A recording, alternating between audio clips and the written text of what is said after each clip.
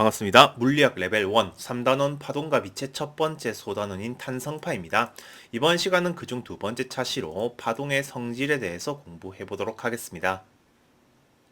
먼저 파동의 간섭 현상을 살펴보겠습니다. 일단 위치에 따른 변이 그래프에서 오른쪽으로 진행하는 파동 하나랑 왼쪽으로 진행하는 파동 하나를 생각하겠습니다. 두 파동을 시간이 지나면 이렇게 겹치는 부분이 생기게 될 건데요.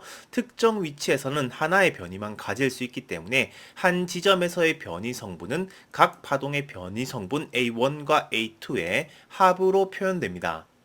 우리는 이렇게 두 가지 이상의 성질이 겹쳐졌을 때 전체적인 결과가 각 부분의 합으로 표현되는 자연 현상을 중첩의 원리라 부릅니다. 파동 역시 이 중첩의 원리가 적용되고 현재 상황에서 각 부분의 변이를 합해보면 최종 파동은 이런 모양을 가지게 됩니다.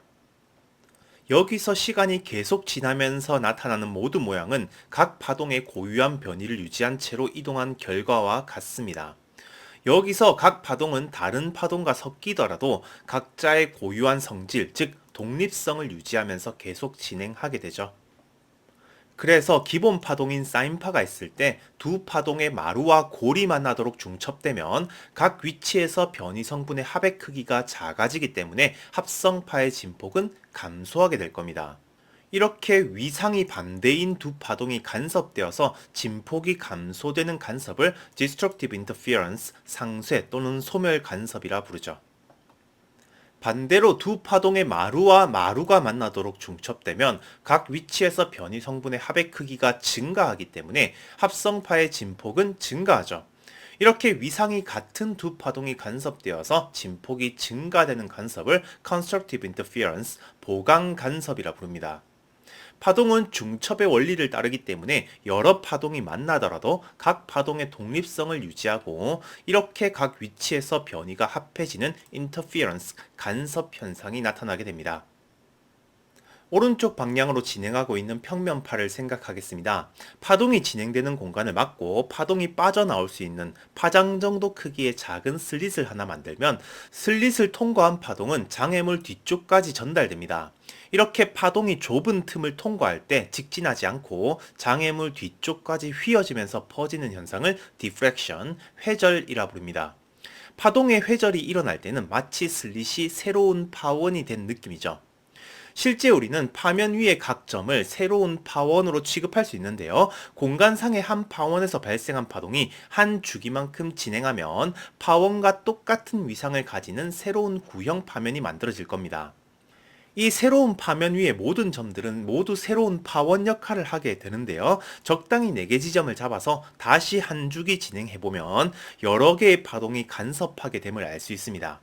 여기서 같은 위상으로 만나는 지점들은 이 파면들의 포락선, 3차원에서는 포락면이 되는데요. 이 면이 새로운 파원을 만드는 그 다음 파면이 되는 겁니다. 포락선 내부의 점들은 다양한 위상이 만나기 때문에 포락선에 비해서 상당히 약해지고요.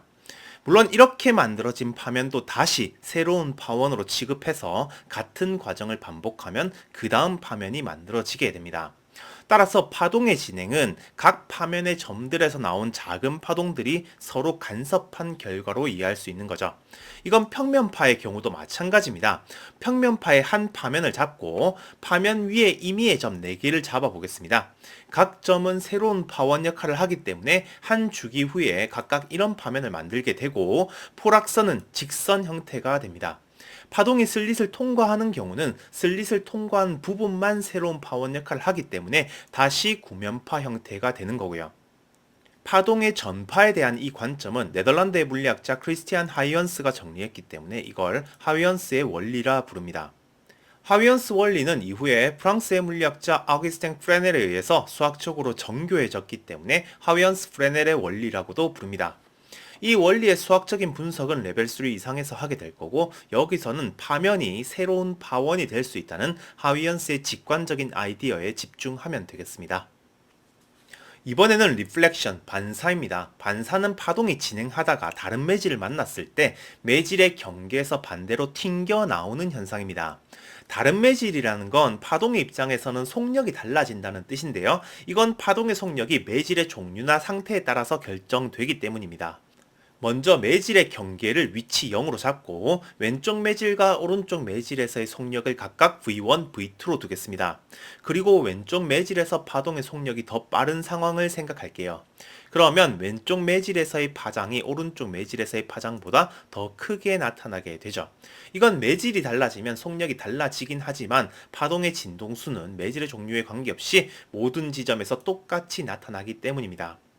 이건 경계면에 있는 매질의 진동수가 바로 양옆에 있는 매질의 진동수랑 다를 수 없기 때문이라고 받아들이면 됩니다. 정확한 경계 조건에 대한 계산은 레벨 3 이상에서 할 겁니다.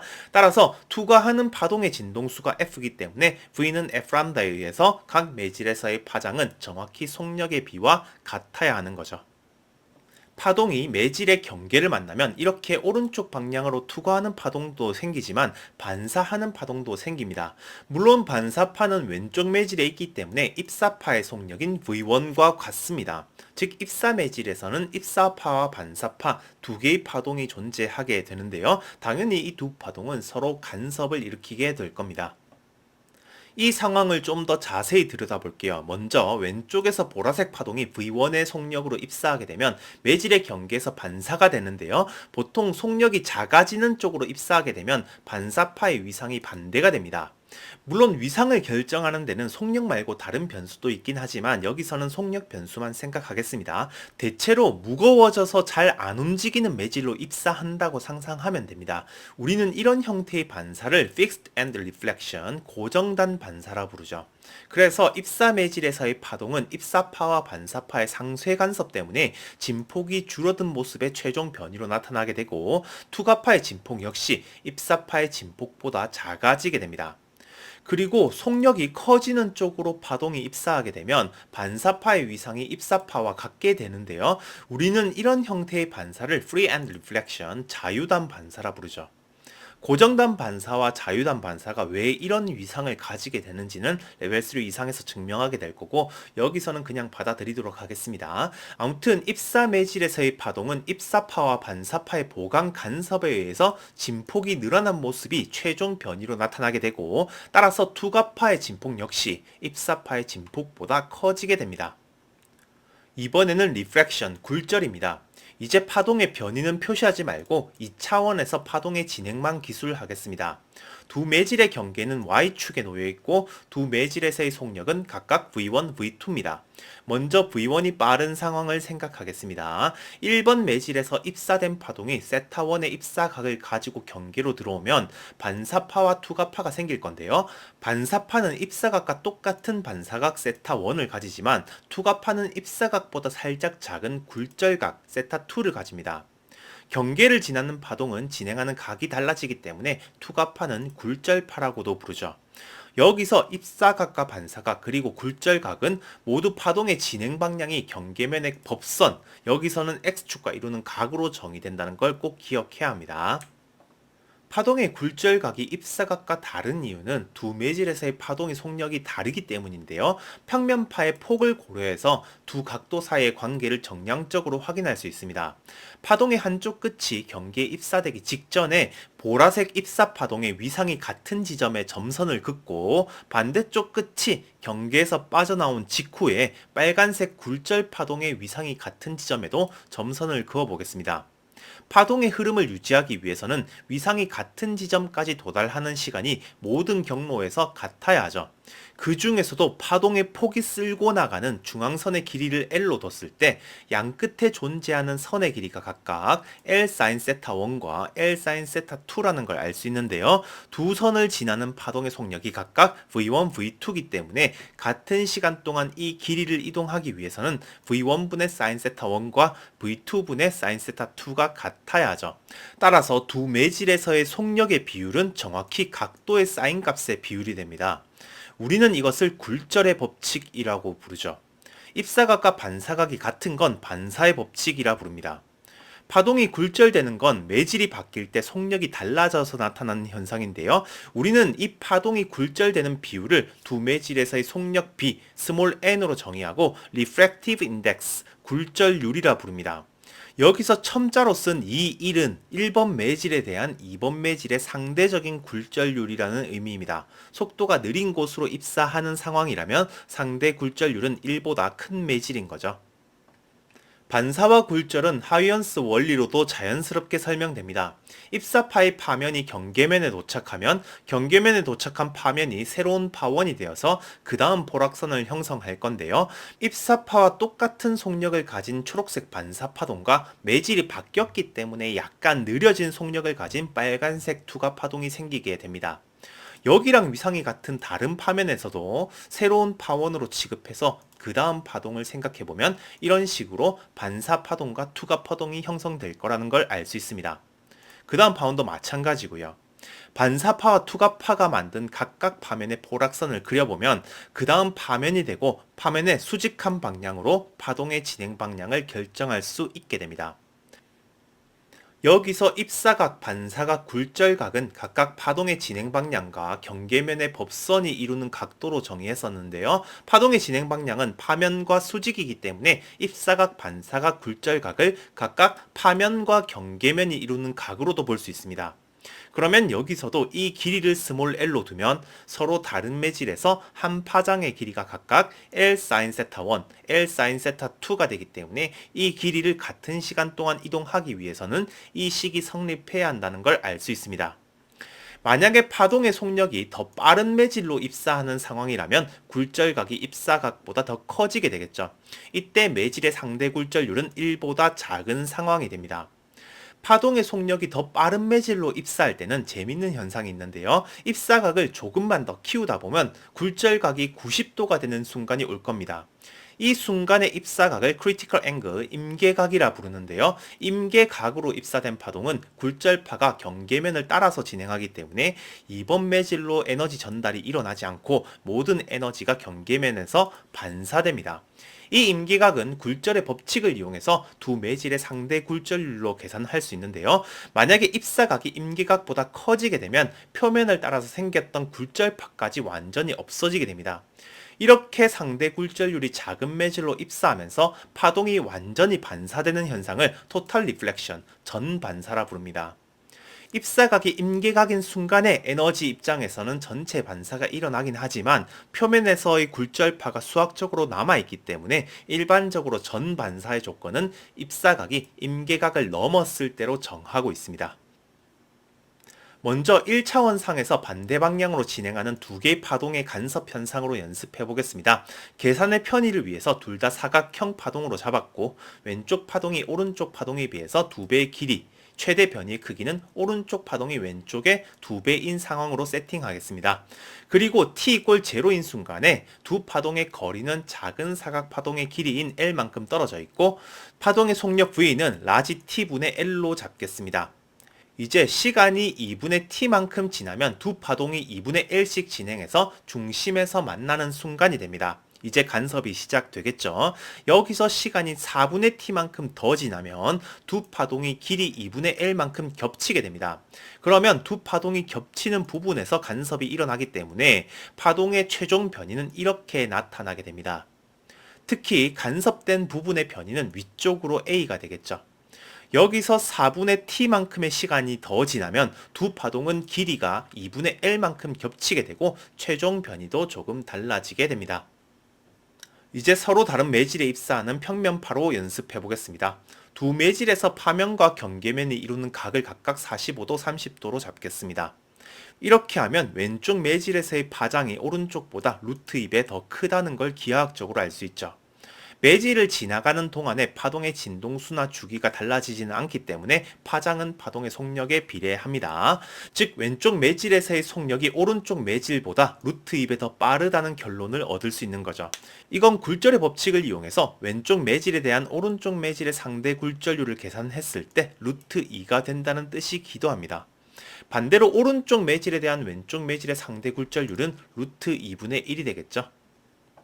이 파동이 왼쪽에서 오른쪽으로 입사하는 상황이라면 경계면에서 왼쪽으로 향하는 반사 파동이 생기게 됩니다. 이때 반사각은 입사각과 똑같이 45도가 되고 속력이 느린 매질로 입사하기 때문에 고정단 반사로 나타나게 됩니다. 실선 파동과 위상이 반대라서 점선으로 표시했습니다. 표시하는 김에 실선과 반대 위상인 파면도 전부 그려볼게요. 이렇게 되면 입사파와 반사파가 서로 간섭하게 되는데요. 위상이 같은 파면끼리 만나는 모든 지점에서는 보강 간섭이 생기게 되고 위상이 반대인 파면끼리 만나는 모든 지점에서는 상쇄 간섭이 생기게 됩니다. 만약에 이 파동이 오른쪽에서 왼쪽으로 입사하는 상황이라면 반사파가 경계면의 오른쪽 방향으로 진행하게 될 거고 반사각은 30도가 될 겁니다. 그리고 속력이 빨라지는 쪽으로 진행하기 때문에 자유단 반사가 되고 반사파의 위상은 달라지지 않습니다. 그리고 여기서도 마찬가지로 입사파와 반사파의 간섭이 생기게 되죠. 오른쪽 매질에 대한 왼쪽 매질의 상대 굴절률이 루트 2분의 1이기 때문에 임계각이 45도라는 걸 계산할 수 있습니다. 이건 입사각이 45도일 때 굴절각이 90도가 된다는 뜻이고 이건 더 이상 왼쪽 매질로 진행하는 파동이 없다는 뜻이 됩니다. 이렇게 되면 반사파의 진폭이 입사파의 진폭과 똑같이 나타나기 때문에 상쇄 간섭이 일어나는 지점의 변이가 0이 되죠. 입사각이 45도를 넘어가면 전반사가 일어나게 됩니다. 전반사에 대한 질문이 조금 있어서 추가하겠습니다. 전반사에서는 반사파의 위상이 달라지게 되는데요. 이건 고정단 반사처럼 딱 반대가 되는 게 아니고 입사각에 따라서 연속적으로 달라집니다. 그리고 전반사가 되면 왼쪽 매질에는 진폭이 지수적으로 감쇄하는 에버네스트 웨이브, 감쇄파도 존재하죠. 이건 레벨 3에서 자세히 공부할 거기 때문에 여기서 이해할 필요는 없습니다. 이번에는 구면파의 간섭입니다. 편의상 2차원 파동을 생각할게요. 먼저 두 파원에서 같은 진동수 F로 발생하는 두 개의 똑같은 구면파를 생각하겠습니다. 각 파원에서 발생하는 파동은 2차원에서 원형으로 퍼집니다. 여기서 실선과 점선은 위상이 반대인 파면을 나타낸 겁니다. 두 파동은 같은 매질에서 발생하는 같은 파동이기 때문에 파동의 속력은 같고 파원의 진동수도 같기 때문에 파장도 같습니다. 두 파동의 위상이 같은 지점에서는 보강 간섭이 나타나게 되고 두 파동의 위상이 반대인 지점에서는 상쇄 간섭이 나타나게 됩니다. 만약에 진폭이 위치에 관계없이 동일하다면 상쇄 간섭 지점에서의 변이는 0이겠지만 구면파는 파동의 진행거리에 따라서 진폭이 달라지기 때문에 상쇄 간섭 지점의 변이가 0이 되진 않죠. 여기서 보강 간섭되는 위치와 상쇄 간섭되는 위치를 모두 나타내보면 이런 쌍곡선이 됩니다. 상황을 좀 더 구체적으로 계산해 보겠습니다. 두 파원 사이의 거리가 5m고 파장이 2m인 상황입니다. 그러면 두 파원을 잇는 직선을 수직 2등분하는 선은 각 파원으로부터 거리가 같기 때문에 보강 간섭이 일어나게 됩니다. 그리고 두 파원으로부터 거리차가 2m가 되는 모든 지점 역시 보강 간섭이 일어나는데요. 이건 파동이 진행하는 거리의 차이가 파장의 정수배가 되면 똑같은 위상으로 도달하기 때문이죠. 그래서 거리차가 4m인 모든 지점에서도 보강간섭이 일어나게 됩니다.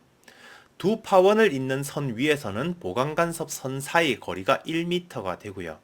그리고 두 전파원으로부터 거리차가 1m나 3m가 되는 지점, 즉 반파장의 홀수배가 되는 지점에서는 각 파원에서 출발한 파동이 반파장만큼 차이 나기 때문에 반대 위상으로 만나게 됩니다.